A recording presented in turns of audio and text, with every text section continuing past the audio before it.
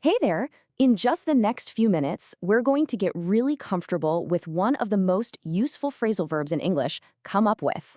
I promise, by the end of this, you'll know exactly how to use it and sound way more natural when you speak.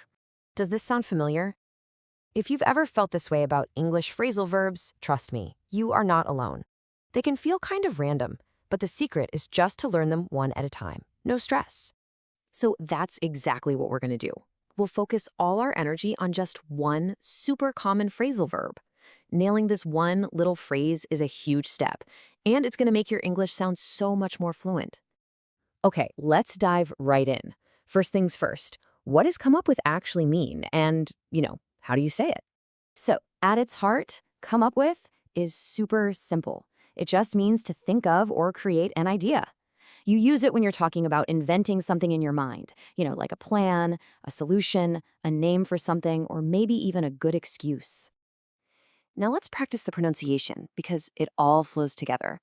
Just try saying it with me, nice and slow. Come up with. Good. Now a little faster, like you'd say it in a real conversation. Come up with. Perfect. All right, now for the fun part. Let's see how this phrase actually works in the real world. Looking at a few examples is honestly the best way to get it. So in this sentence, the friend is trying to create a solution, right? She needs to think of a way to solve her problem, but she's stuck. She can't come up with anything. See how that works?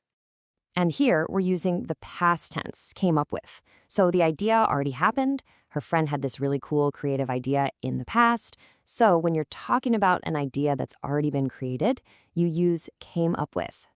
And of course, you can use it to ask a question. This is super common. If you ask, can you come up with a better idea? You're basically asking someone to think of a different, maybe better, plan. You'll hear this all the time at work or when you're making plans with your friends. Okay, you've seen the definition, you've practiced saying it, and you've looked at some real-life examples. So now it's your turn to give it a try. So let's do a super quick review. The main thing to remember is that come up with means to think of or create something new in your mind. It can be for ideas, plans, solutions, anything.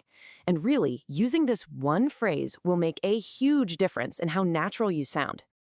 And to finish up, here's a little challenge for you. Take a second and think, what's a good idea you can come up with for the weekend? Try to answer the question out loud using our new phrase. You could say, I can come up with a plan to see a movie.